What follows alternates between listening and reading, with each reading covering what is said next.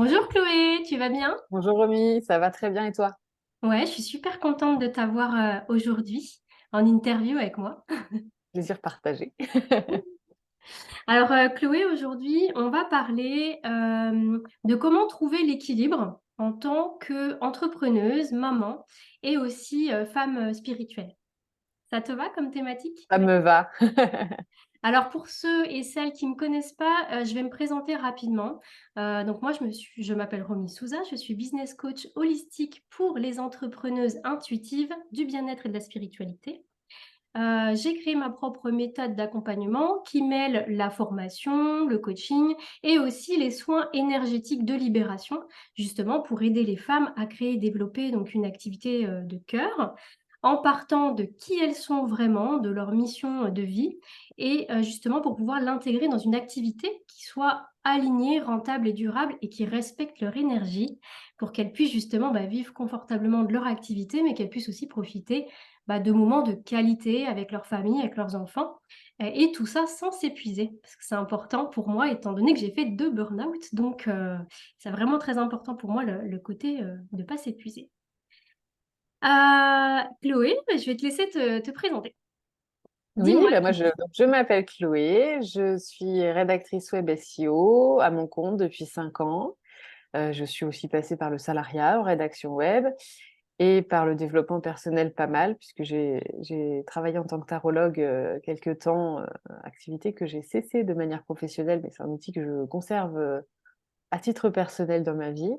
Et donc, j'accompagne les artisans, les petits créateurs, les petites créatrices dans le développement de leur activité en ligne, principalement, parce que pour moi, c'est important de mettre mes compétences, mon savoir-faire au service d'un mode de consommation éthique, durable, raisonné et qui va un peu à l'encontre de tout ce qui détruit la planète et aussi la créativité finalement.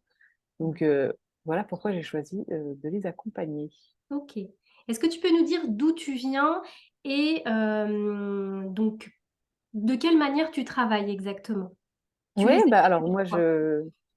je vis au Havre, en Normandie. C'est pas ma ville de naissance. Moi, je viens de Champagne et on est passé par Paris avec mon conjoint et on en a eu un peu marre de Paris quand on a débuté notre vie professionnelle. Donc, Ouais, on a cherché où nous déplacer et c'est la Normandie qui nous a attirés et qui nous a beaucoup plu. Donc, on est au Havre depuis 4 ans. On est arrivé juste avant le Covid. Donc, ça nous a permis de bien nous d'échapper. imprégner de la ville. Voilà, c'est ça. Ouais. C'était mieux de pouvoir se balader au bord de mer que coincé à Paris. Et bah, je travaille avec des personnes dans toute la France, euh, donc pas seulement en Normandie, parce que j'ai cette possibilité de travailler dans le digital et donc de travailler avec des personnes partout. Donc j'ai des personnes dans le sud de la France, j'ai des personnes dans l'Est, j'ai des personnes en Normandie aussi qui m'ont contacté directement. Donc c'est toujours un plaisir de travailler à échelle nationale depuis chez moi. Génial. Et du coup, de quelle manière tu les aides? Alors, je les accompagne en réalité sur 1, 3 ou 6 mois où on va retravailler toute leur présence en ligne. Donc, tout ce qui va Mm. être référencement naturel sur leur site Mm. web. On va retravailler tous les textes des sites pour les optimiser. On va retravailler tout le storytelling, donc la façon de raconter son entreprise pour attirer à soi ses clients sans que ce soit enfin, du démarchage franc qui peut être un peu bloquant. Et on va travailler la stratégie de contenu. Donc, qu'est-ce qu'on met en place dans ces stratégies de communication, dans ces différents canaux, sur ses réseaux sociaux, sur son blog, sur ses newsletters, pour faire grandir son activité, pour augmenter ses ventes, pour promouvoir ses ateliers, si par exemple il y a des personnes qui accueillent chez elles des ateliers, pour améliorer son référencement à une échelle locale aussi. Donc, c'est tout ça qu'on met en place sur une durée plutôt conséquente ou de manière express en un mois et on repart avec tout clé en main. Mm. Donc ça, c'est vraiment génial parce que généralement, en fait, les petits artisans, etc., déjà, ils n'ont pas beaucoup de temps, déjà. Ils sont C'est pas ça. trop, on va dire, calés dans tout ce qui va être digital. Et en fait, ils sont passionnés par ce qu'ils font, mais ils ont du mal à vendre, à donner envie, à parler un petit peu de leur activité, quoi. Alors, ce qui est très drôle, parce que souvent on Mmh. me dit oui, mais moi je sais pas parler de mon activité, et puis en fait, il suffit de commencer à leur parler de leur passion, d'aller gratter un peu, et d'un seul coup, on a une logorée qui se crée, c'est inarrêtable. Et j'aime bien aller remonter à cette source-là et leur dire, bah en Mmh. fait, si, vous voyez, il y a plein de choses à dire et on va pouvoir créer plein de contenu autour de ça. Ouais. Et c'est super enrichissant pour eux comme pour moi finalement. Mmh. Et finalement, pourquoi cette niche? Parce qu'on peut même parler vraiment de niche, toi, dans ton cas. Clairement, ouais. Pourquoi cette niche-là? Qu'est-ce qui te touche de travailler avec ces personnes? Alors d'une part parce que moi je sais pas faire grand-chose de mes 10 doigts. J'ai essayé beaucoup de choses, mais vraiment je suis pas très douée. Et j'ai une admiration profonde pour ces gens qui arrivent à créer avec de la matière. Et d'autre part pour voilà ce côté éthique, Mmh. ce côté durable. Moi je suis devenue maman il y a 1 an et demi maintenant, et j'étais pas nichée avant. Je pouvais travailler avec des gros groupes, des grands comptes. Et certes, c'était gros contrats, mais ça me parlait pas, moi, d'aller pousser des produits qui me plaisaient pas sur Amazon, quoi. C'était plus, Ouais. ça correspondait pas à ce que j'avais envie de créer comme monde pour mon fils Mmh. et donc pour l'humanité en général. Donc, à mon échelle à moi, c'est ce que je pouvais faire Mmh. moi de mieux, et qui me portait aussi parce que j'aime la créativité débordante des artisans avec qui je travaille, leur univers à part, leurs idées à 1000 à l'heure. Mmh. Et moi, j'ai ramené un peu de structure là-dedans, quoi. Mmh. Bah, du coup, ça me fait une belle transition parce que j'avais envie de te poser la question un petit peu, est-ce que tu peux nous parler de ton parcours et comment tu as été amenée à lancer ton entreprise et à faire ce que tu fais aujourd'hui, du coup? Ouais, moi j'ai un parcours qui partait pas du tout dans le marketing, dans le digital, puisque j'ai fait des études de lettres. Moi, je voulais être enseignante et je l'ai été et j'ai fui l'éducation nationale. Ça se passait très bien, j'adore la formation et je la fais j'en pratique dans mon entreprise maintenant, mais je ne supportais pas le carcan éducation nationale, les attentes qu'il y avait, les exigences et les limitations Mmh. de ce qu'on nous demandait de faire. Donc, je suis partie et je suis tombée un peu par hasard sur une formation diplômante en marketing digital. Donc, j'ai suivi. Et à la fin, je me suis dit, OK, j'ai ce bagage littéraire, j'ai ce bagage marketing digital. J'en fais quoi? Et la Mmh. rédaction web, c'était un peu une évidence. Donc, j'ai commencé à me lancer tout de suite dans la rédaction web. Et ensuite, bon, bah, les déménagements ont fait que j'ai eu envie de reprendre une activité salariée par envie de reconnecter avec du monde aussi, parce que à force de déménager, bah, je me suis retrouvée très seule. Donc j'ai repris une activité, coup de bol, juste avant les confinements. Donc ce qui fait que j'ai eu une tranquillité d'esprit financière, et c'était chouette de pouvoir l'avoir. Et j'ai eu mon fils et j'ai pas du tout eu envie de me dire je vais en profiter 5 semaines par an quand je pose mes congés. C'était absolument pas envisageable. Donc un peu sur un semi-coup de tête, j'ai dit à mon conjoint, écoute, je démissionne, je reprends mon activité à 100%, je me bouge les fesses et on est reparti sur l'entrepreneuriat à 200%. Mmh. Ouais, donc finalement, c'est le fait d'être devenue maman qui t'a dit: «Non, en fait, je peux pas, il faut que». Voilà, c'était plus un rythme qui était possible pour moi. Alors du coup, Chloé, comment tu gères aujourd'hui, parce qu'il est tout petit encore, ton fils, comment tu gères l'équilibre en fait entre ces différentes casquettes? Entre tes responsabilités de maman, mais aussi le fait, voilà, d'être conjointe, d'être entrepreneuse et aussi avec ta spiritualité. Comment tu arrives à gérer tout ça? Bah, je pense que j'ai mis les pieds dedans en me disant, ouais, ça va être très cloisonné. Il y a les moments où je suis sur mon entreprise, il y a les moments où je suis avec mon fils, il y a les moments où je passe avec mon conjoint. Et la réalité, c'est pas du tout ça, en fait. C'est qu'on est toujours à 100% tout. On est une seule personne. Et Mmh. bah, quand je joue avec mon fils, je pense à mon entreprise. Quand je bosse, je pense à mon fils. Quand je suis avec mon conjoint, on parle boulot et enfant, et c'est toujours du 100% sur tout. Donc, et il a fallu un petit peu, et je travaille toujours dessus, réfléchir à comment m'organiser, comment travailler sans me brûler partout finalement. Donc, bah, déjà, mon fils, je l'ai gardé avec moi jusqu'à ses 9 mois. Et ensuite, bah, il est passé plusieurs jours par semaine avec une assistante maternelle, ce qui est un, un temps finalement de travail qui m'est offert. Ça nous a aussi permis de le mettre chez l'assistante maternelle et de nous offrir un peu de temps de couple. Donc, il y Mmh. a voilà, il y a un temps de couple réservé toutes les semaines qui est indispensable pour nous. Et il y a des journées réservées à mon fils. Donc ça, c'est déjà un premier cloisonnement, même si moi, psychologiquement, je suis un peu partout, ça permet de découper un peu mieux. Et après, bah, c'est aussi, moi, ma façon de travailler, que je réfléchis encore. Quand est-ce que je suis vraiment plus productive? Quand est-ce que je le suis moins? Quand est-ce que j'ai des moments un peu de moins bien psychologiquement? Et du coup, ça vaut peut-être le coup que je prenne un moment pour moi plutôt que de forcer à travailler et d'être finalement moins qualitative dans ce que je produis. Donc voilà, voilà, il a 18 mois, je suis toujours à la recherche du bon équilibre, mais je tâtonne Mmh. et je trouve des choses au fur et à mesure. Voilà. OK. Ouais, c'est intéressant et surtout que toi, il me semble que tu as allaité en plus. J'arrête toujours. Tu allaites Mais oui, toujours. Donc, voilà, il y a j'allais. toujours ce truc, tu vois, quand même, d'organisation par rapport à ça, quoi. Ouais, bon, maintenant, l'avantage, c'est que c'est plus indispensable pour lui côté nutritif. Mmh. Mais le fait d'avoir pris un congé parental pendant 6 mois, ça a été vraiment très relaxant au niveau de la pression de l'allaitement parce que bah, il n'y avait pas de souci sur le fait qu'il allait prendre ou pas le biberon. De toute façon, il était avec moi. Donc, pas de problème de tire-lait ou quoi qu'est-ce. Ouais, bah, voilà. C'était Mmh. chouette là-dessus. Et la France est pas très open là-dessus, C'est clairement. vrai qu'en Nous, France, parce que tu vois, ma sœur vient d'accoucher il y a pas longtemps de son deuxième fils, et c'est vrai qu'en France, c'est bien d'allaiter, mais pas trop longtemps. Tu sais, il y a vraiment ce tabou sur bah l'allaitement voilà, encore. c'est allaiter pendant 6 mois, mais retourner travailler quand il en a 2 et demi. Et surtout, le mettez pas en collectivité avant ses 3 mois, mais retourner travailler pendant qu'il a ses 2 mois et demi. Nous, on a eu la chance de pouvoir me permettre de prendre 6 mois de congé parental. C'est pas le cas de tout le monde, et c'est bien dommage, quoi. Quand on voit d'autres pays où Mm. il y a 3 ans qui se répartissent entre les deux parents, c'est pas pas la même histoire forcément.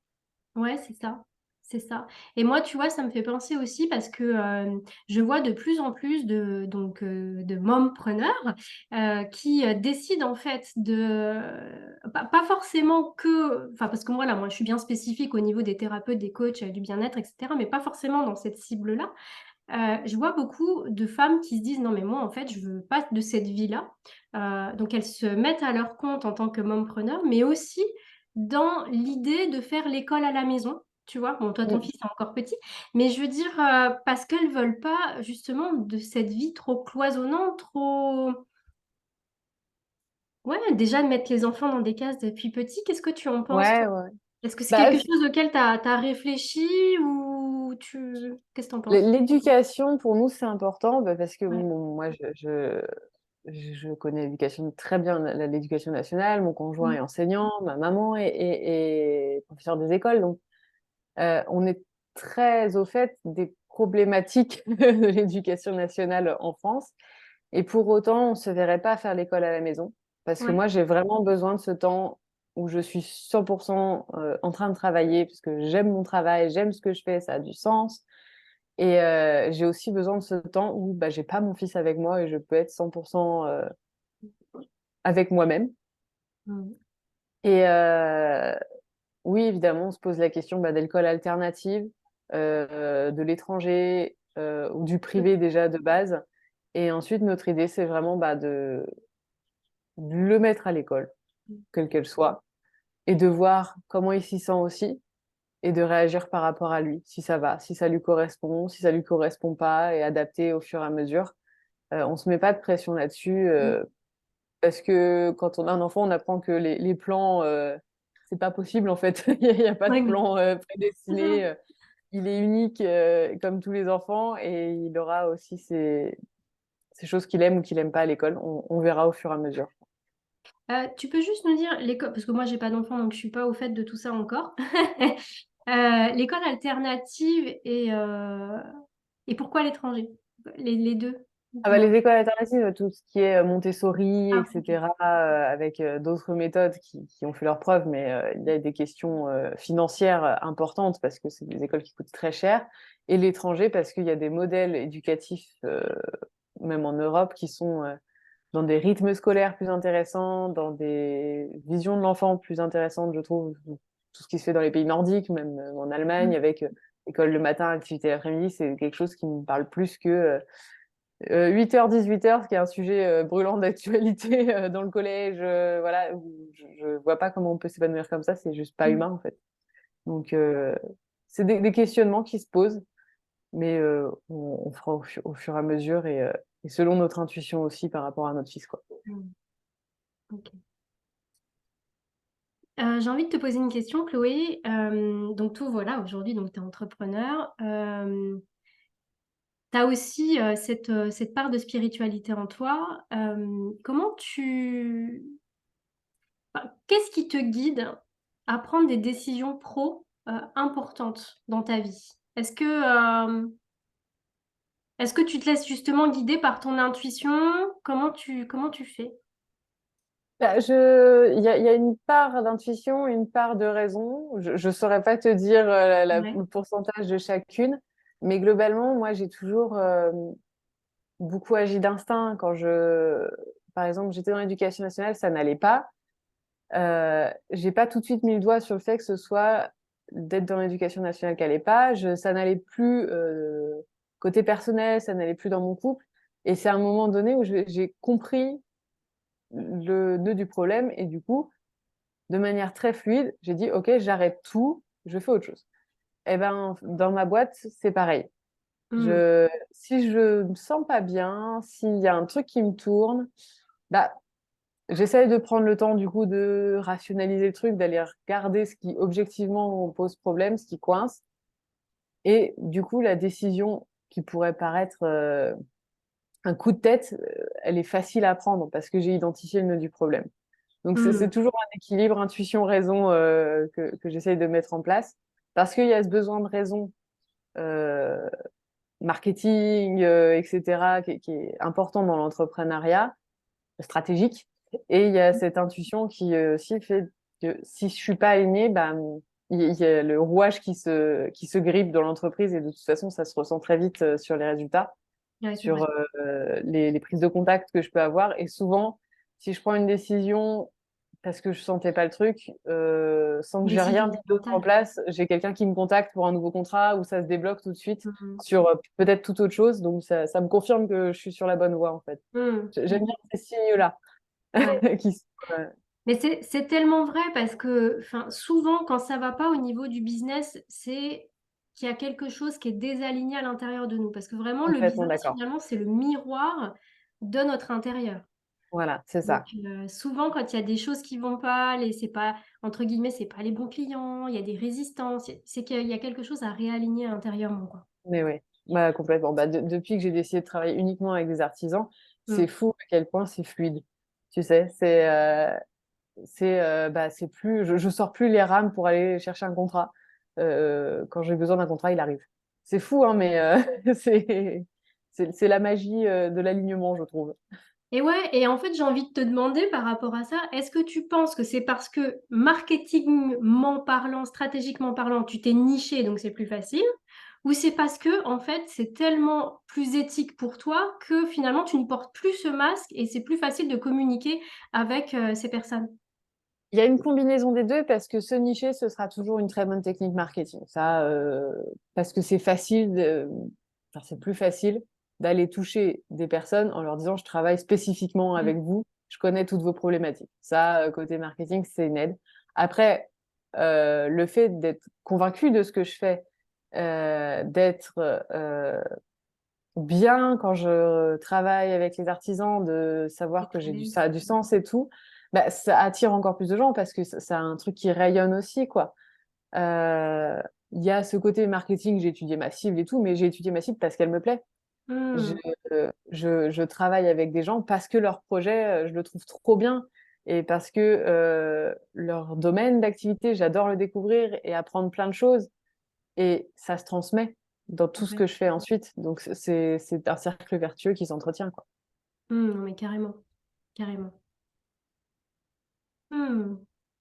Tout à l'heure, tu nous disais que, il y a une période où tu t'es sentie un peu seule, dans l'entrepreneuriat et que c'est un petit peu ça aussi qui t'a fait revenir dans le salariat, il y a quelques années. Aujourd'hui, est-ce qu'il t'arrive encore de te sentir un petit peu seule dans ton activité d'entrepreneuse ou pas? Et comment tu gères? Euh, alors, il m'arrive plus de me sentir seule dans mon activité d'entrepreneuse Ouais, parce que j'ai rencontré d'autres entrepreneurs, parce que je participe à un mastermind, par exemple, où typiquement, on se retrouve tous les 15 jours pour papoter pendant 1 heure de nos entreprises, nos problématiques du moment et tout. Ça va faire 3 ans, peut-être plus, qu'on fait ça. Et du coup, bah, on a un groupe sur Telegram où on papote mmh, à la moindre problématique d'entreprise. Donc, en fait, je suis jamais seule dans mon entreprise. Si vraiment j'ai un point bloquant, une réflexion, bah, j'ai tout de suite des gens vers qui me tourner, qui vont me partager leur retour. Donc, je suis jamais seule dans mon entreprise. C'est ça qui est trop bien. Et je recommande à tous les entrepreneurs, tous les personnes à leur compte de faire ça, de trouver un petit cercle mmh, de personnes qui ont des entreprises, soit dans leur domaine, soit pas dans leur domaine, mais en tout cas qui partagent les mêmes valeurs. Et puis d'avoir ce petit groupe-là où bah, dès qu'on a décroché un super truc, bah, tout le monde est content. Dès qu'on a un problème, bah, on réfléchit ensemble et ça mmh. permet d'être, oui, on est le seul capitaine de sa barque, mais en même temps, il y a d'autres barques autour et on se soutient et on forme un gros bateau, quoi. Et ça, c'est Ouais, puis chouette. ce qui est bien, ce qui est chouette avec les masterminds aussi, c'est que du coup, il y a forcément quelqu'un qui a peut-être rencontré la même problématique que toi, qui a su la régler. Et en fait, c'est cette intelligence collective et tu vas beaucoup plus vite aussi. Ah Tu bah, vois, c'est clair. tu traînes pas sur des Ça a problématiques pendant des clairement mois. été Mm, clivant dans mon activité de bah, je fais ça toute seule. Et du coup, j'ai des grosses baisses de motivation aussi mm. parce que ça arrange pas comme je veux, parce que je trouve pas les réponses, parce que au bout d'un moment, ça me saoule. Bah, tous les 15 jours, j'ai un reboost et on avance ensemble et bah, ça change complètement la vision de l'entrepreneuriat, quoi. Mm. Ouais, c'est top. C'est vraiment top ça. Et c'est aussi pour ça, tu vois, que moi, dans mon accompagnement, c'était important aussi, tu vois, d'avoir un groupe Telegram pour que les filles, elles puissent Ouais. discuter entre elles de leurs problématiques, mais aussi se soutenir, tu vois, partager leurs victoires et tout, c'est important. Bah ouais, je donne du coup des formations pour les artisans en petits groupes de 5 parce que je voulais créer cette dynamique-là, que je Mm. voulais que les gens puissent se rencontrer, discuter, échanger et peut-être collaborer. Ce serait mon rêve ultime que deux personnes se rencontrent et qu'elles peuvent C'est vrai. collaborer sur un Ouais. projet et participer à cette énergie, à ce mouvement-là. Je trouve ça important. On est trop seul quand on Ouais. entreprend. Et quelque part, tu vois, moi, pour avoir aussi intégré parfois, je sais pas si toi c'est ton cas, mais tu sais, des formations où justement il y a des gros groupes, ben, tu lis les choses, mais t'interviens pas forcément, tu te sens, enfin, C'est il y a ça, il y pas a une cette timidité proximité aussi, hein. qui se crée. Mm. Ouais, c'est ça. Et Et puis, tout le monde vient vendre sa popote sans lire forcément les autres, alors ouais, c'est pas c'est la ça. même énergie, je trouve. Les petits groupes me parlent plus, en tout cas. Ouais, pareil. Mm. Chloé, dis-moi, du coup, on va reparler un petit peu de gestion du temps, parce que tu disais tout à l'heure que c'était un petit peu cloisonné, il y a des moments pour toi, des moments en couple, etc. Comment tu arrives à trouver le temps de prendre soin de toi, de ta personne, et aussi de ton couple? Parce que quand on est amoureux, Euh, quand on est entrepreneur, c'est pas forcément facile. Ou peut-être, bah, Clairement. voilà, quand peut-être que tu n'y arrives pas parce que voilà, les nuits sont un peu courtes. Les nuits sont plus que courtes. Depuis 17 mois, on a des grosses problématiques là-dessus. Mais c'est clairement le point le plus négligé chez moi aujourd'hui, c'est du temps pour soi et du temps pour le couple parce que passe toujours en priorité bah, notre enfant, ça c'est Hmm. sûr. Et le travail, parce que bah, quand on est entrepreneur, il y a quand même cette problématique de si on travaille pas, on gagne pas d'argent, hein. Donc, même si on met des choses en place pour avoir ce qu'on appelle entre très grosses guillemets des revenus passifs, bah, des revenus Hmm. passifs, ça se crée pas du jour au lendemain. C'est passif parce Hmm. qu'on a passé des heures et des heures à travailler dessus. Exactement. Et Et ça se tient. voilà. Hmm. Et c'est des revenus décalés. Et, et du coup, ouais, là-dedans, la problématique, c'est de trouver du temps pour moi.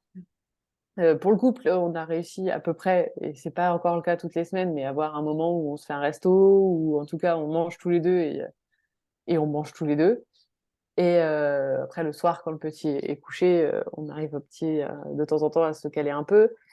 Et le temps pour moi, bah, Pour l'instant, je le Ouais, tu cherche encore des encore. difficultés. J'arrive parfois à le trouver, à faire une séance de sport, à faire une séance de yoga, à prendre un peu de Ouais. temps pour moi, mais pour l'instant, c'est pas quelque chose que j'ai encore Mm. réussi à mettre en place. C'est un de mes objectifs pour les prochains mois. Ouais, mais peut-être que c'est OK aussi de se dire, pendant un moment donné, tu vois, Oui, tu mets c'est ça ça. entre parenthèses, mais après, tu vois, quand il sera plus grand ou quand telle ou telle Ouais, je pense période que la sera... clé, c'est d'être indulgente avec soi, en fait. Ouais, c'est... Dire, oui, là, je sais que j'ai la tête dans le guidon et que c'est très chargé. Derrière, ça aura d'autres résultats et je me laisse aussi porter par le mouvement et c'est pas grave de pas être au top 100% dans tout. Ouais. La perfection, ça n'existe pas, donc Mm. on suit la Tant- vague, on est gentil avec soi-même, on se dit des ouais. mots gentils et comme ça, on laisse passer. Et pourtant, c'est ce que veut nous faire croire parfois les réseaux sociaux, où Clairement. on voit ces mamans toutes pimpées, avec voilà, qui allaitent et qui bossent et qui sont avec le lait de coco aussi, tu vois. Et il y a tout Ouais, ça en ouais, même ouais. Et temps. puis elles On font se leur dit, lessive et puis elles cuisinent bio. Et je pense ouais, qu'elles ont soit trouvé le secret pour avoir 90 heures par jour, soit elles mentent. ouais, ou alors soit tout simplement elles sont arrivées, tu vois, à un certain niveau financier où aussi elles peuvent se permettre de déléguer certaines tâches du Bien quotidien. sûr, bien Euh, sûr. aussi peut-être qui fait elles peuvent gérer ça. Mais c'est vrai qu'à un certain niveau, bah, il n'y a pas tout ça encore. Bah Donc, non, c'est ça, voilà, hein, c'est toujours facile de présenter une certaine vie. ouais. Typiquement, je vais pas raconter mes nuits cauchemardesques sur mon Instagram parce que c'est Mm, pas le cœur du truc, mais elles sont là et pour autant mes clients doivent pas la subir. Donc il y a exactement. aussi, bah, on doit montrer quelque chose parce qu'on est des professionnels Mm, et le privé reste aussi une part et on l'exposera pas forcément, c'est tout. mm, ouais. Et du coup, comment ta vie de maman a bousculé ou plutôt influencé ta façon de travailler et ta façon en fait de, parce que tu parlais de revenus passifs, etc. Peut-être ta façon aussi de voir l'entrepreneuriat et ta capacité à prendre des risques dans ton business. Mm. Parce que tu vois, quand tu es célibataire, même si voilà, tu as un appart où tu es encore chez papa-maman, etc., c'est beaucoup plus facile d'injecter euh, peut-être plus d'argent ou d'être plus focus ou de prendre certains risques au niveau du business, si on peut parler de risques. Maintenant, quand tu as une vie de famille, quand tu as un enfant, comment tu vois tout ça? C'est rigolo parce que je crois que j'ai fait l'inverse. Ouais. S'il y avait pas trop d'enjeux, si bon bah voilà, je vivais, c'était cool, il y avait pas ouais, d'enjeu de faire manger un enfant par exemple, qui est un très gros enjeu, bah je me reposais un peu sur mes lauriers quoi. Ouais. J'allais pas chercher le risque, alors que là, j'ai tellement envie. Enfin, mon fils, quand il est né, c'est devenu mon pourquoi, quoi. C'est Hmm. vraiment ça. J'ai tellement envie de lui offrir une super vie. J'ai tellement envie de lui montrer qu'on peut réussir sans passer par la case vie classique, CDI, etc. J'ai tellement envie de lui dire, tu peux faire ce que tu veux. Et bah, du coup, je prends des risques. Du coup, je réfléchis, je mets des choses en place, je teste. Si ça marche pas, bah, tant pis. Si ça prend, ok. Et au contraire, le fait d'avoir un enfant, ça m'a Hmm. poussé à prendre plus de risques parce que j'ai envie de grossir et de prendre de l'ampleur et d'avoir plus d'impact. Donc, c'est plutôt une motivation Hmm. plutôt qu'un frein. Et c'est chouette, ça, je trouve. Hmm. C'est super beau ce que tu dis. Je trouve que c'est très puissant par rapport à ça et je comprends ce que tu veux dire. Le fait d'avoir la Ouais, c'est responsabilité de quelqu'un, finalement, bah, ça te pousse en fait à sortir de ta zone de confort ou bah, si tu étais toute seule, voilà, bon, bah, ok, oh, c'est ça. j'ai S'il y envie, a mais moins il y a je suis d'enjeux, moins je prends de passif. risques.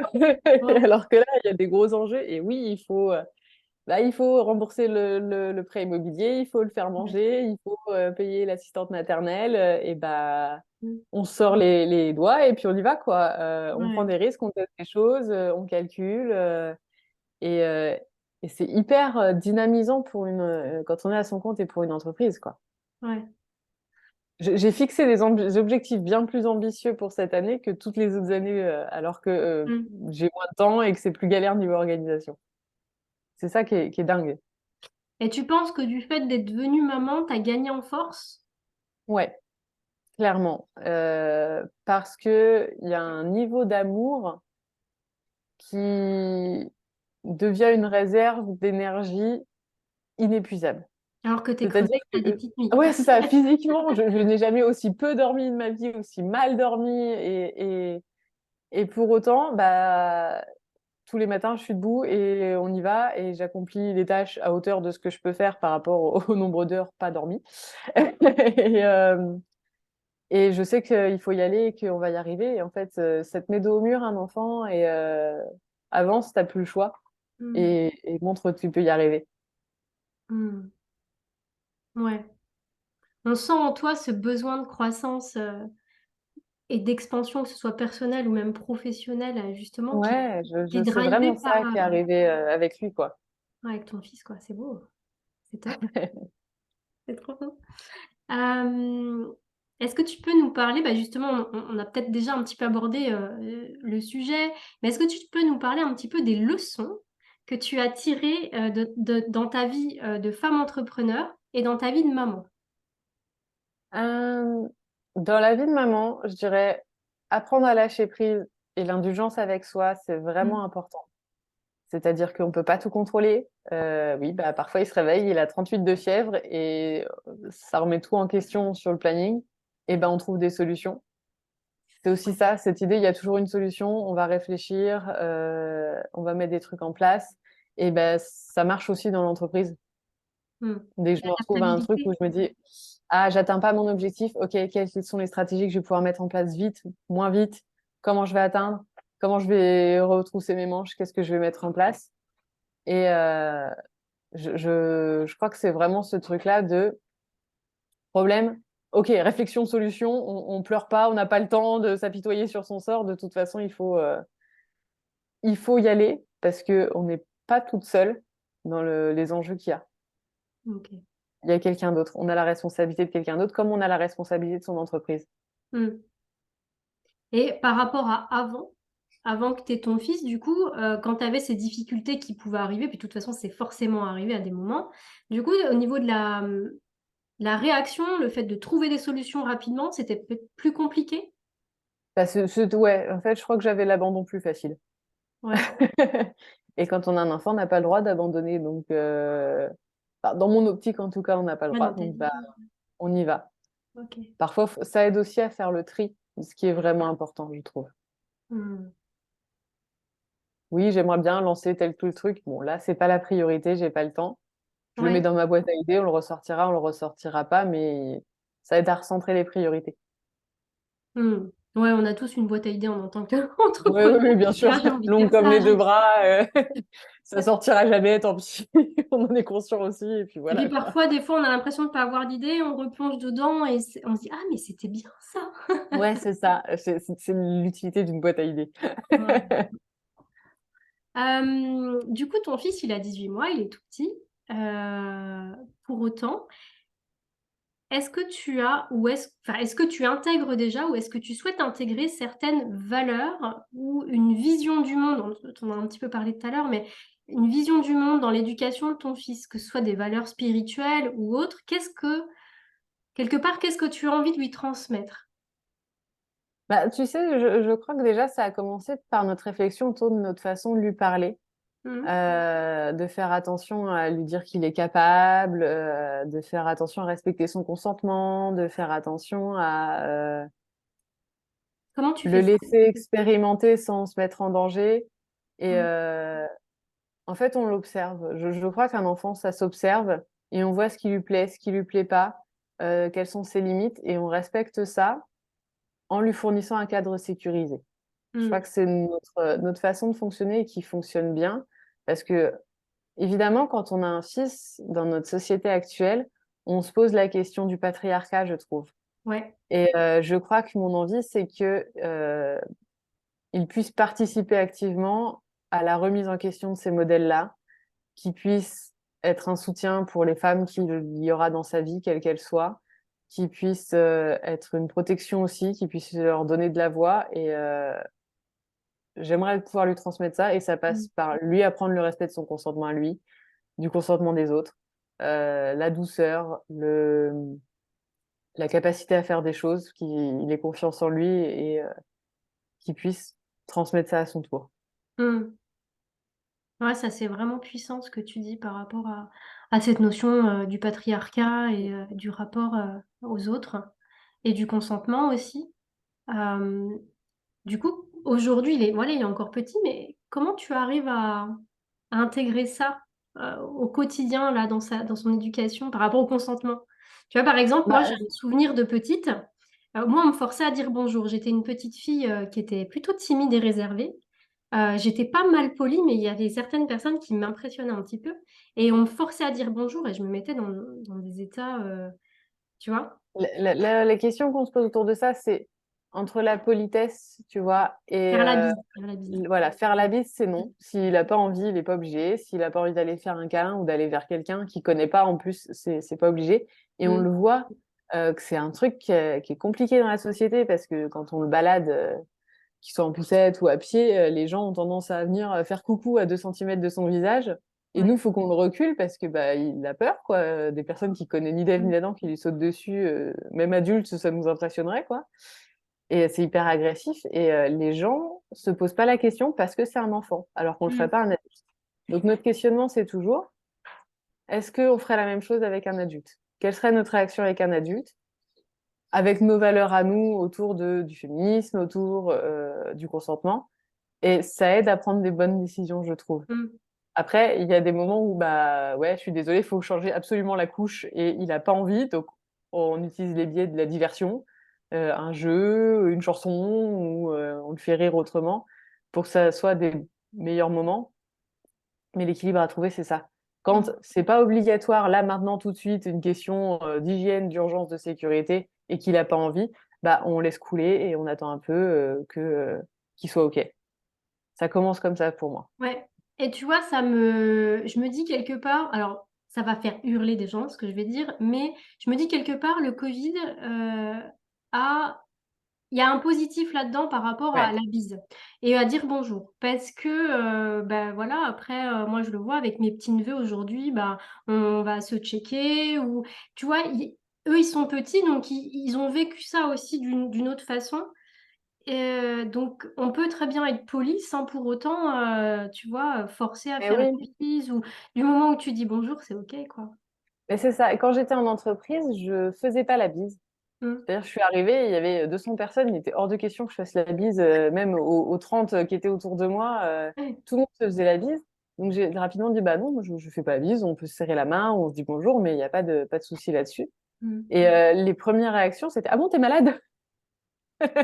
Systématiquement, ah, t'as la rhume? Non, non, mais non, la bise, je colle pas mon visage sur quelqu'un que je connais pas. Et, ça a été assez rapidement accepté, donc c'est aussi à nous de dire, non, ça, je suis pas OK. Mmh. Et plus on sera, et puis alors après, il y a eu le Covid, donc c'était le bonheur parce que c'était de toute façon non, la bise. Les gens se sont dit, en fait, c'est bien, Mmh. c'est quand même plus confortable plutôt que créer cette relation hyper proche avec des gens qu'on connaît pas forcément. Euh, Oui, puis même avec les gens que tu connais, je veux dire, tu ouais, arrives c'est à ça. un repas de famille, il y a 30 personnes et tu Tout arrives le en monde. dernier, faut taper la bise à tout le monde. Non, Attends pas pour, 20 voilà. minutes, tu sais, non, non, mais bon, Ça OK. reste une tradition française un peu spéciale Ouais. que j'adhère pas forcément. Et du coup, ben, voilà, c'est pas forcément un truc qu'on inculquera à notre fils, la bise obligatoire, parce que ça Mmh. nous correspond pas en même temps aussi. Je vais Mmh. pas lui imposer des choses que moi je ne fais pas. Ouais, exactement. Ah bah, c'est toutes les problématiques. C'est comme les gens qui disent, ah bah t'as pas peur qu'il se fasse tatouer, bah je serais bien mal placée pour lui dire non, hein, mais voilà, Oui, mais puis il après, attendra ça fait d'avoir pas de toi 18 une ans mauvaise et personne, hein. non mais voilà, et il attendra d'avoir 18 ans et il ira dans un truc propre. Voilà, c'est au contraire. Ouais. Je trouve que c'est Oui, et important puis quelque de. part, ça crée aussi une relation de confiance avec ses parents parce que si tu es dans l'éducation à tout le temps, l'enfant à ce qu'il ait peur de tout, finalement, il va faire les choses derrière ton dos et c'est pas C'est forcément, ça. Moi, je j'ai pas été élevée comme ça non plus. Mm. et un peu les règles, moi, quand j'étais petite, c'était tant que tu respectes les règles qu'on a données, tu fais ce que tu veux. Et je trouve ça pas mal. Après, on adapte à ces règles, mais ça m'a permis de garder de la communication et de rien faire trop dans le dos de mes parents, plus que des bêtises d'ado, quoi. Ouais. Si tu veux bien, Chloé, on va revenir un petit peu au couple. Si je dis pas de bêtises, ton conjoint, il est salarié. Il est fonctionnaire. Ah, il est fonctionnaire. Et ouais. Et toi, tu es donc chef d'entreprise. Quels sont on va dire, les trois avantages et les trois inconvénients à ce que vous soyez tous les deux sur des plans différents au niveau carrière? Euh, Bah, son avantage principal, ça va être évidemment la stabilité financière et la sécurité de l'emploi, parce Ouais. que Parce qu'il est fonctionnaire. Parce parce qu'après, qu'il est lorsque tu es fonctionnaire. salarié en CDI, quel est Non, l'avenant? voilà, parce qu'il est Aujourd'hui, fonctionnaire, ouais. parce que bah, ça ouvre les portes d'à peu près tous les emprunts, tous les, voilà, clairement. Et ça va lui donner aussi bah, l'avantage de l'enseignement, les vacances scolaires, des horaires un peu qui sont pas forcément des horaires bureau 100%. Ouais. Et le troisième avantage, bah, le fait d'avoir un pied dans l'enseignement, dans la fonction publique, c'est aussi avoir un pied dans le fonctionnement de l'État.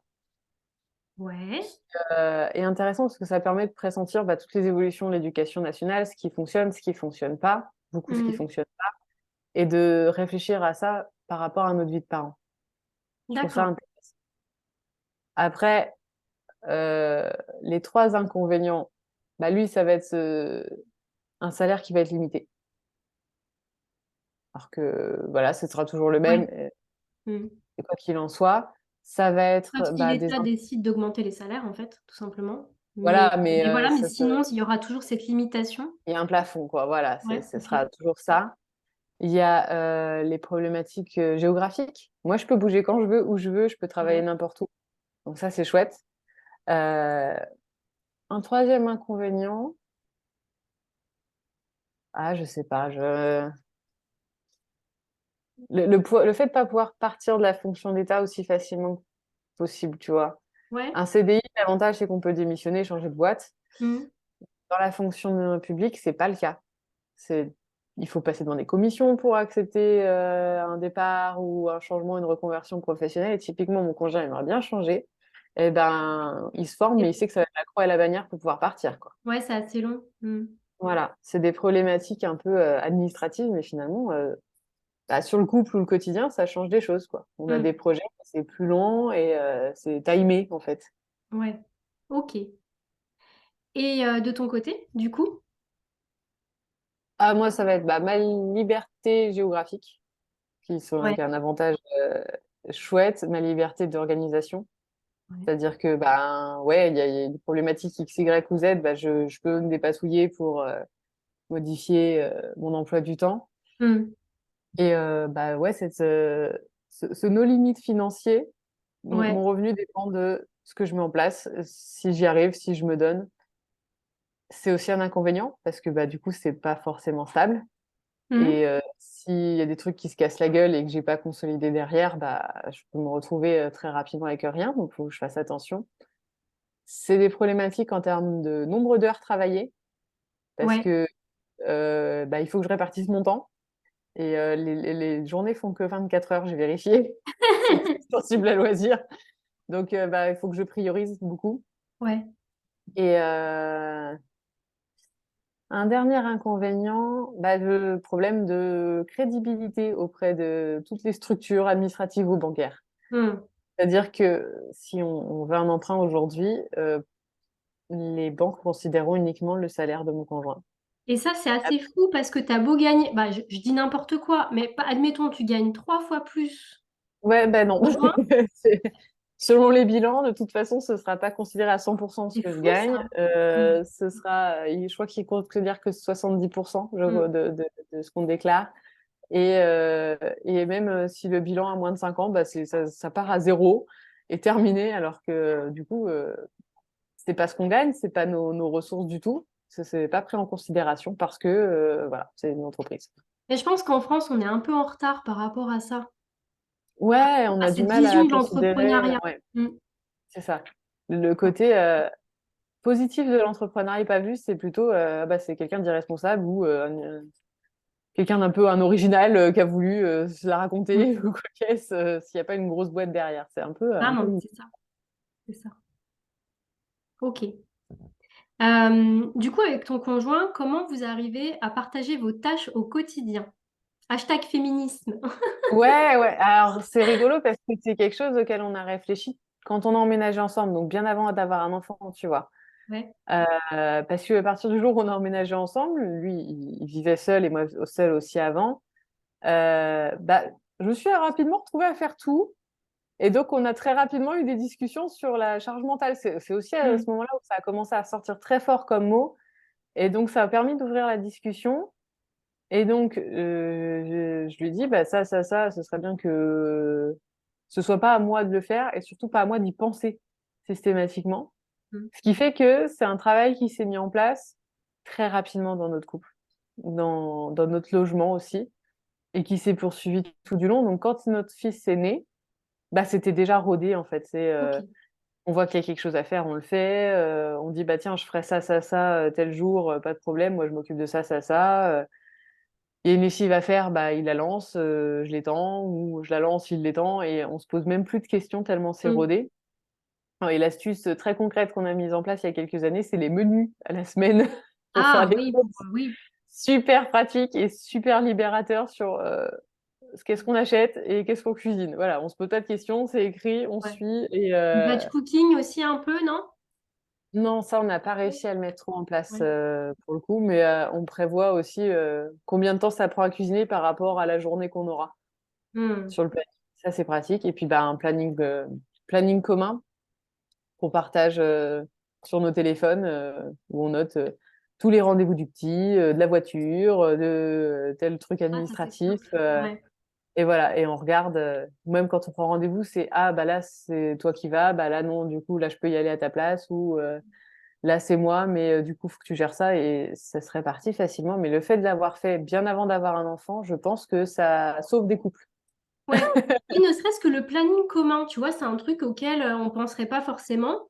Mais du coup, tu vois, quand tu as un rendez-vous à tel endroit, bah voilà, tu es dans ta journée, des fois tu oublies, et ça évite des engueulades finalement.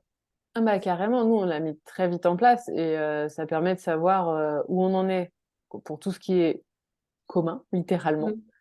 Mm. Et aussi, bah, si quelqu'un a un événement, l'un ou l'autre, qui fait qu'il va travailler tard, qu'il va pas être là, etc., bah, Mm. tout de suite on le sait en regardant le planning, et bah, dès qu'on rajoute quelque chose, on sait où est l'autre, quoi. Ouais, c'est ça. Et c'est bête, hein, mais c'est une organisation hyper fluide. Ouais. Ouais, et puis même pour les tâches quotidiennes, parce que le fait en fait d'être à la maison, quelque part, tu es dans ton bureau, tu travailles, hein, mais tu es quand même à la maison. Donc, du Ouais. coup, ce serait plus à toi de faire qu'à l'autre. Tu vois, il y a un truc un peu Ouais, induit comme ça. et le fait d'avoir anticipé ça, Hmm. d'avoir été salarié aussi, d'avoir fait Ouais. des horaires de bureau, ben, de toute façon, on a déjà un rythme, donc ça change pas grand-chose. Et alors, le bonus, c'est l'aspirateur robot qui fait son boulot tous les jours. Ça change la vie.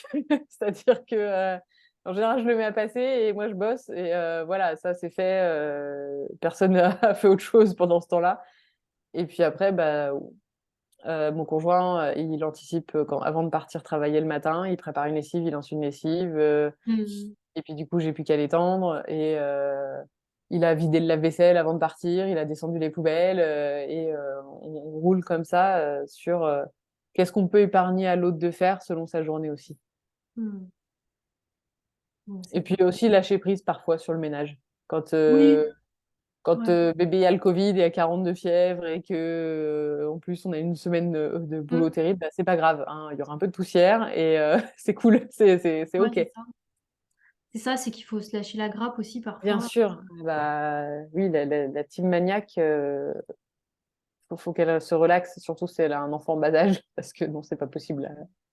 Il faut accepter que parfois, le ménage n'est pas la priorité absolue du quotidien. Hmm. Exactement. Surtout quand tu as un business à faire tourner.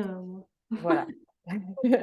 et un enfant et des Ouais, problématiques à côté, bah oui. c'est c'est- L'important, c'est d'avoir le frigo rempli et de quoi manger, et puis on passera à l'aspirateur plus tard, quoi. C'est pas grave. c'est clair. Mais bon, après, voilà, comme tu dis, hein, il y a plein de petites astuces, le calendrier partagé, le robot est automatique. Enfin, tu vois, il y a des trucs déjà C'est qui peuvent ça, te ouais. libérer de la bande passante de temps. C'est complètement ça. C'est vraiment les trucs auxquels on n'a pas à penser. Ouais.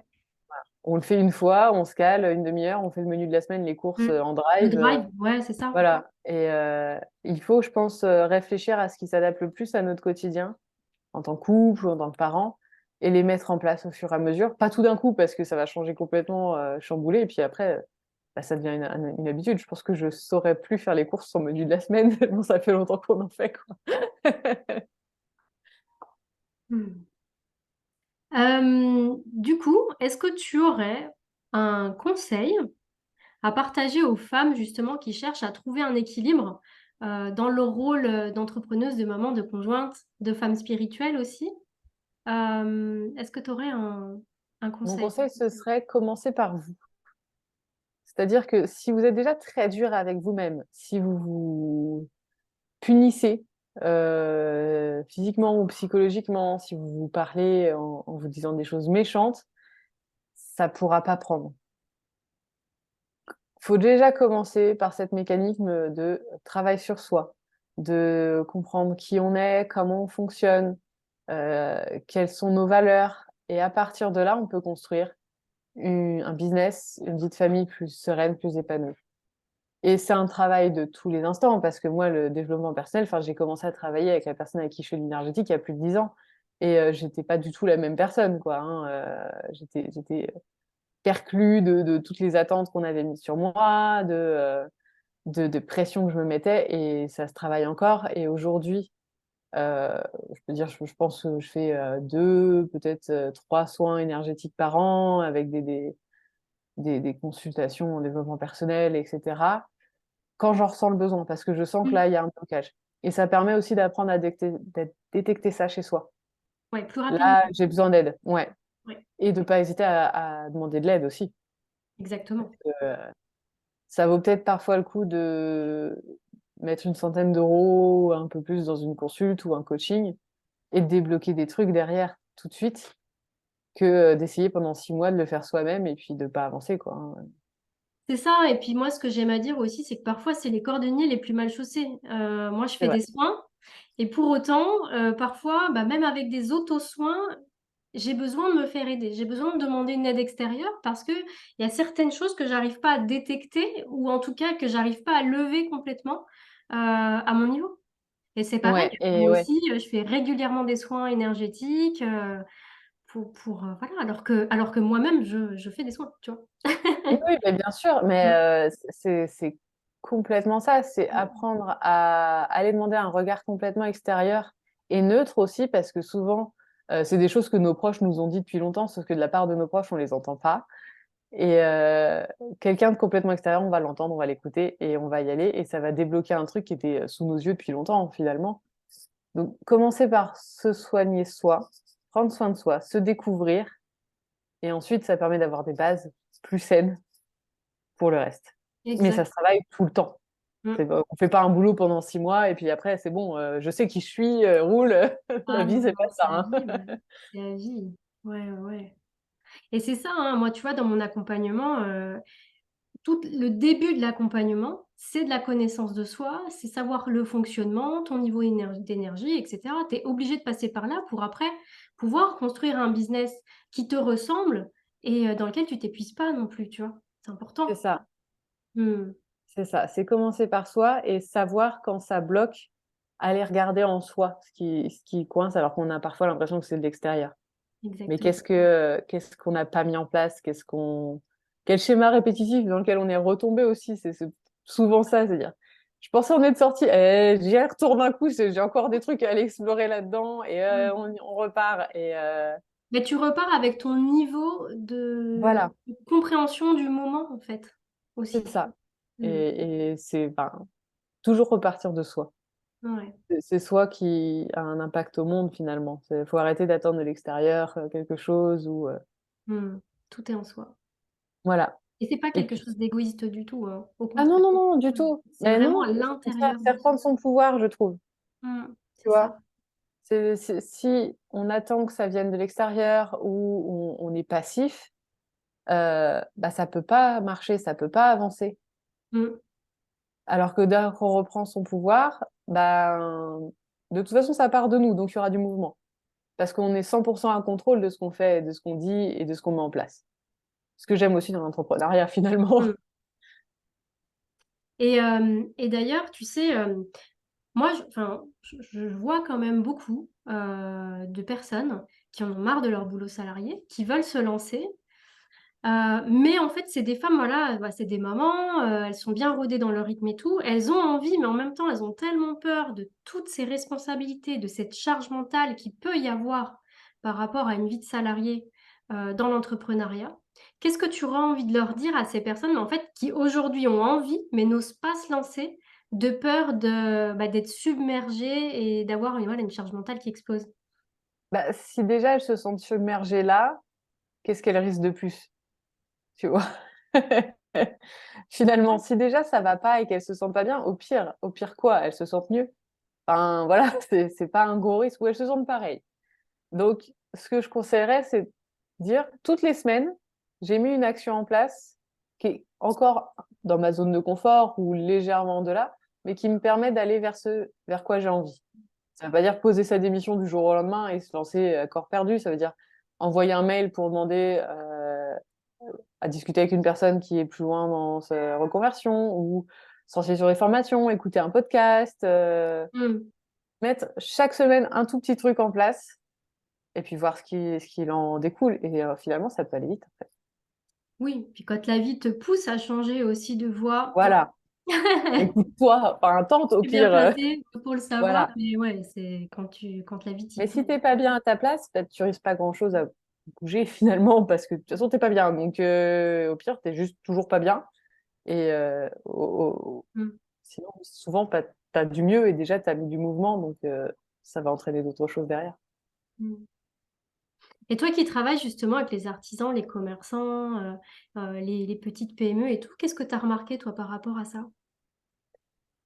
Que les personnes qui se disent oh on peut pas vivre de l'artisanat, oh je galère, oh de toute façon j'en vivrai jamais, ou je garde toujours une activité salariée parce que ça décolle pas. Oui, ça Mmh, va pas décoller. C'est un état d'esprit. ouais, Et les tu personnes laisses qui pas se la disent place. ok, je donne tout sur mon projet, là je me donne 1 an, 2 ans, j'ai mis de côté avant pour mettre plein de trucs en place, bah bizarrement ça marche. Donc il y a un moment où il faut se demander où sont ses priorités aussi, ce qu'on a Mmh, vraiment envie de faire avec son activité artisanale. Si c'est juste de la côté et vendre sur Etsy, c'est OK. Moi, c'est pas les personnes que j'ai envie d'accompagner non plus. Parce que bah, c'est aussi un retour que j'ai beaucoup eu quand je me suis lancée, c'est ah bah les artisans, ils n'auront pas le budget. Alors si, moi les gens avec qui je travaille, ils l'ont, mais ils ont du coup pas la même vision de leur entreprise. mmh, Je pense que l'important chez les artisans ou même toutes les personnes qui se lancent, c'est de se dire je suis chef d'entreprise. J'ai la oui, responsabilité de mon entreprise, qu'est-ce que je mets en place pour la faire réussir aussi. mmh.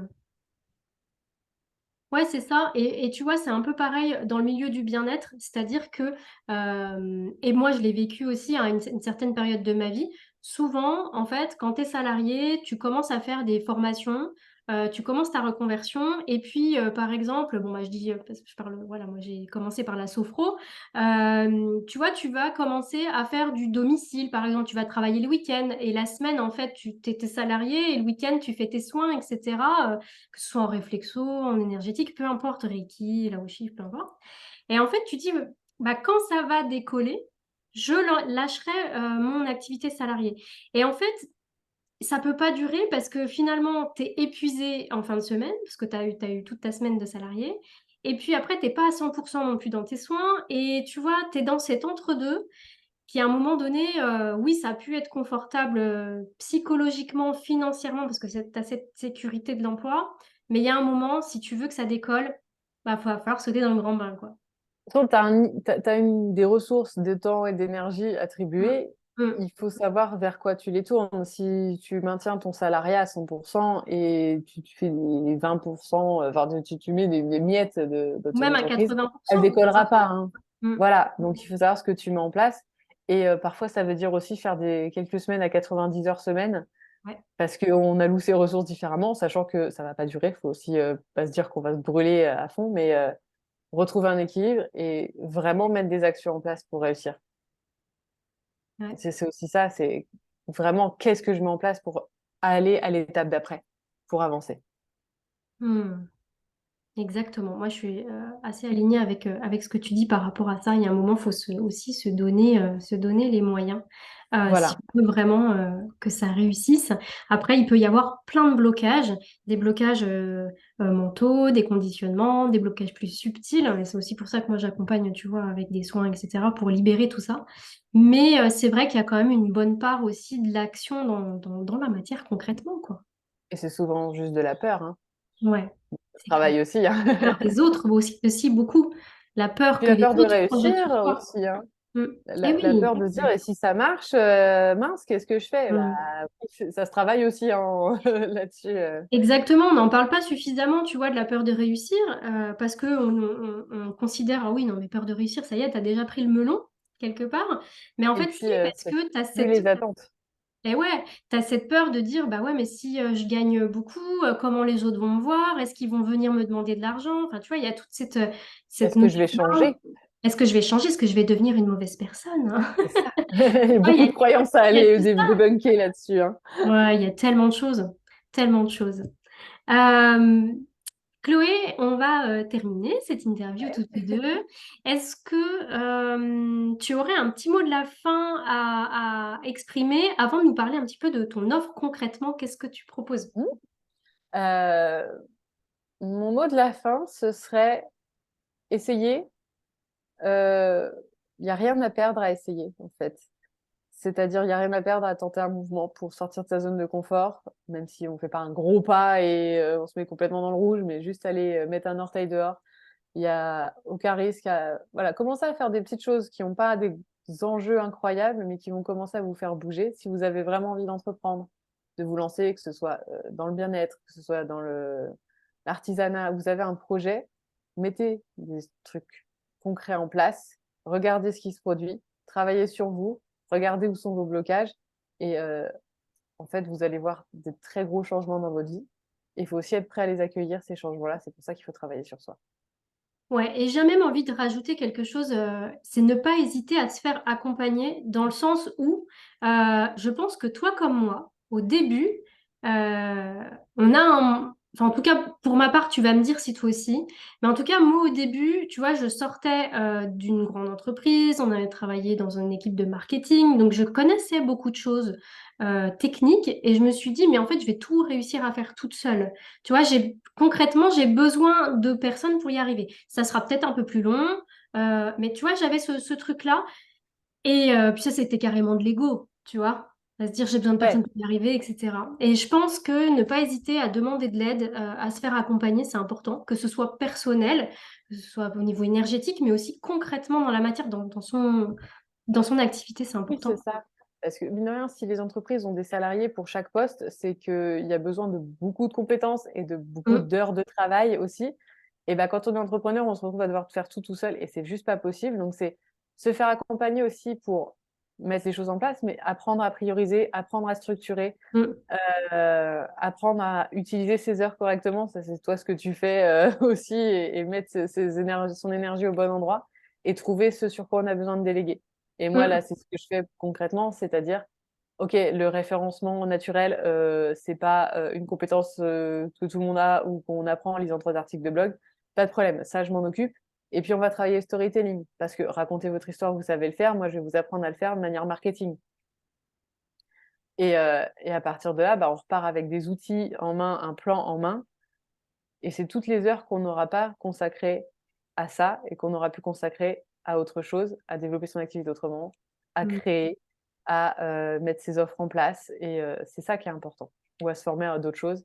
Donc, se former, se faire accompagner et savoir mm. déléguer. C'est un gros boulot aussi, ça. Ouais. Et j'ai même envie de dire par rapport à savoir déléguer, c'est aussi savoir déléguer, pas attendre trop longtemps pour déléguer. Non, Parce qu'en fait, au moment où on est un peu sous l'eau et qu'on a besoin en fait de personnes qui viennent nous aider, bah, en fait, on n'a pas la bande passante pour finalement les former ou leur expliquer un petit peu ce qu'on des veut, etc. process. Les process. Donc, ne pas hésiter, conseil d'amis, à déléguer avant, quand on commence déjà à avoir un petit peu de ressources, parce que nous aussi, ça nous fait monter en compétences. Et puis là où le jour où on aura vraiment besoin, bah, la personne à qui on aura délégué, bah, elle sera tranquille. Tu vois, ce sera plus fluide Ouais. aussi pour nous.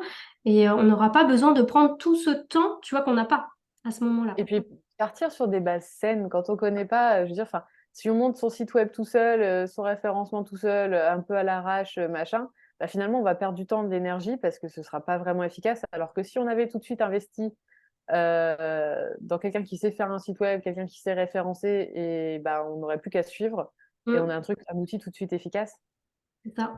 Et c'est gain de temps et finalement c'est gain d'argent aussi parce que sinon on paye double à chaque fois, quoi. Le Ouais, parce truc que un tout peu, le temps que tu passes à voilà, développer ton site, bah, tu le passes pas à accompagner tes clients. Et en c'est fait, ça. Et voilà, faire attention à où on met ses ressources. exactement. Est-ce que tu veux nous parler un petit peu plus de tes offres en détail et on mettra tous Ouais, ça les liens de marche. contact dans...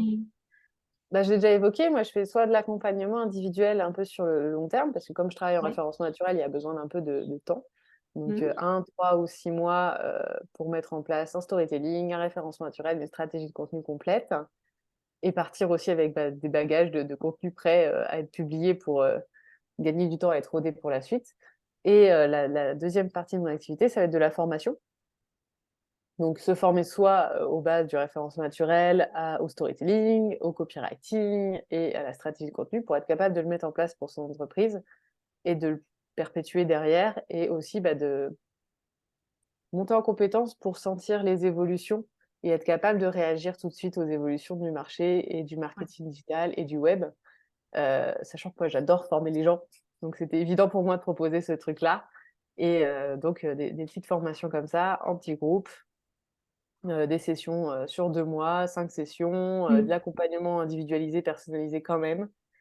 Et puis voilà, j'ai plus de place en individuel pour l'instant. Ça rouvrira en septembre. Et Ouais. je bêta-teste la formation dans un petit groupe cet été pour pareil, des prochaines sessions qui arriveront fin d'année. Super. Bah, écoute, tu nous donneras tous tes liens et on les mettra Ouais, dans la description de la vidéo et du podcast aussi, je pense, quand le podcast sortira. avec plaisir. N'hésitez pas à me Euh, trouver sur les réseaux sociaux. J'aime bien partager plein de contenus autour de ouais. toutes mes thématiques. Normalement, c'est des trucs qu'on peut mettre concrètement en place dans son activité derrière.